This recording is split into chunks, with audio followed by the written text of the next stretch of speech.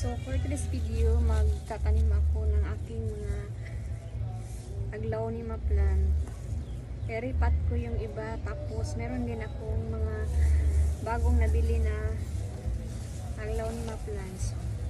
Yung iba dito, i-repot ko na lang kasi maliit na ang paso, kaya i-repot ko ng mas malaking paso.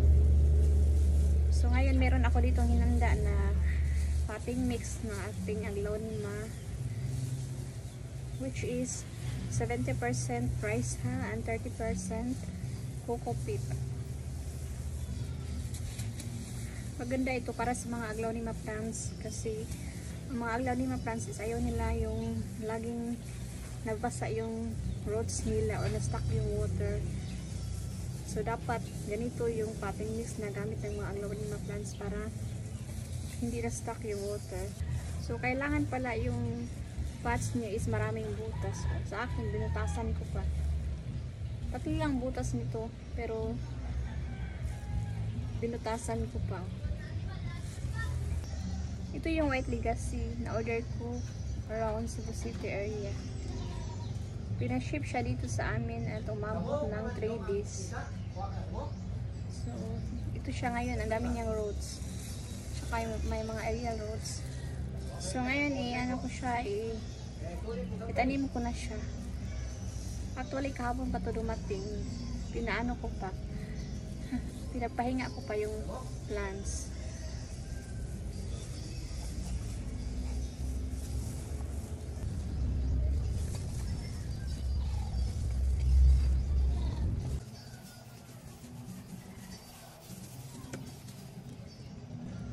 Diba maganda yung white legacy, oh.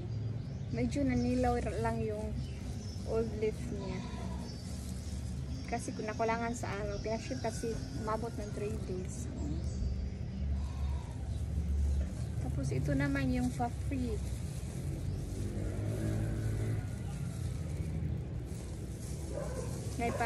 May namain ako free.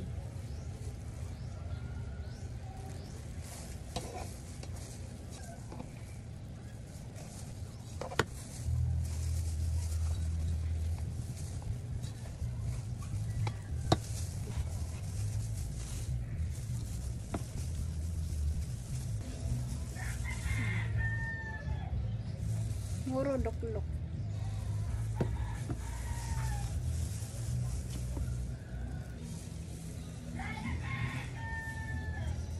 So ito yung legacy.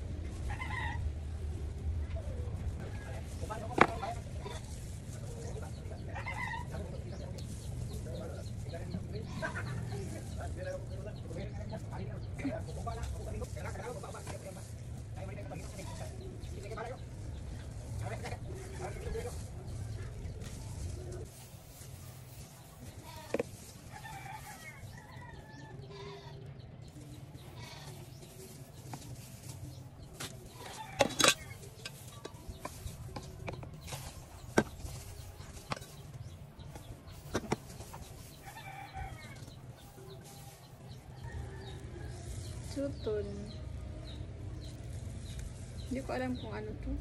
Lucky siguro ang ID nito. Hindi ako sure sa ID.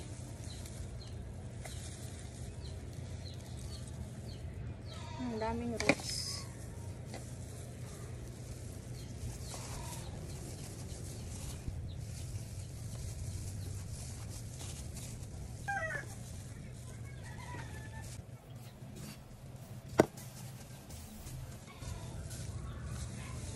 Ito ay super white ata. Super white.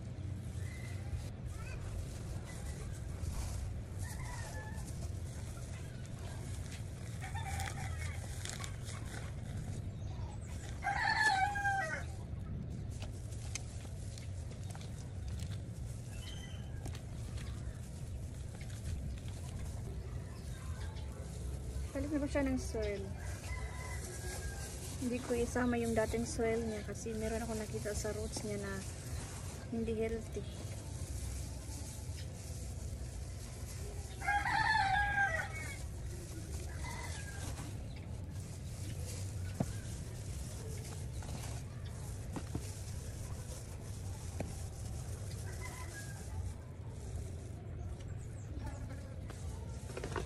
Tapos itong nabili ko na golden papuma. Ganda ng leaves niya, super round. Golden papuma. May dalawa siyang anak. So i-ano ko. Hiwalay ko yung anak niya, iripat ko.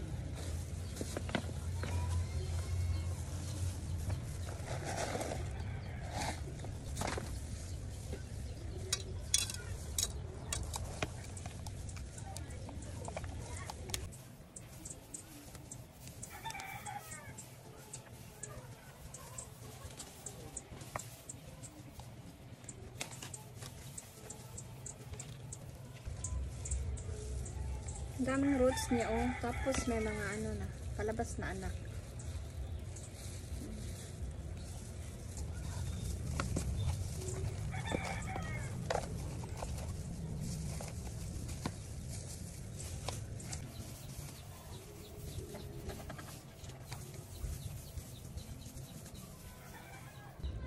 Oh, di ba ganda ng golden papuma?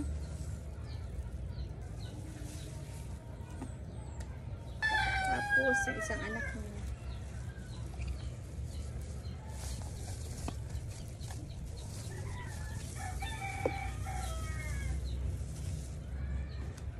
Last pandemic yung mga kinukulit ko is yung mga philodendron plants mostly. Pero ano naman akong mga aglaonema dati pero hindi anong kadami. So ngayon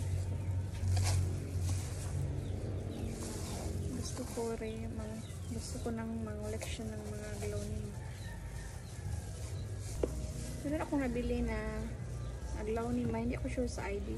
I think pink Panama. Pero as you can see, yung isang leaves niya is naninilaw parang palanta. So i-uproot ko siya at i-change ko yung soil niya. Tingnan ko kung anong dahilan.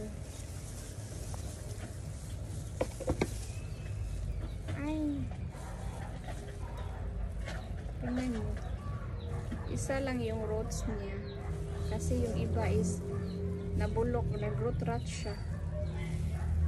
Hindi healthy yung stem niya. Parang may punggos na dumapo.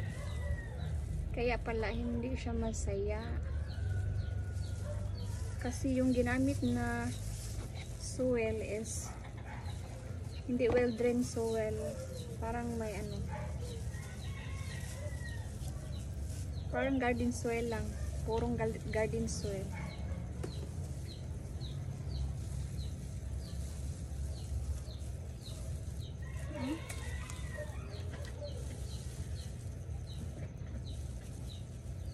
Hindi healthy ang soil.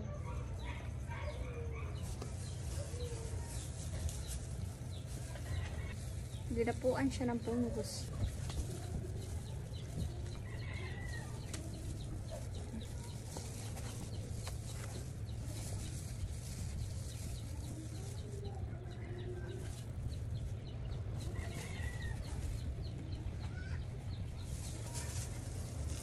So, tapos na akong magtanim, no?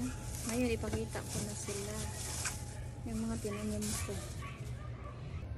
So, ito na sila ngayon.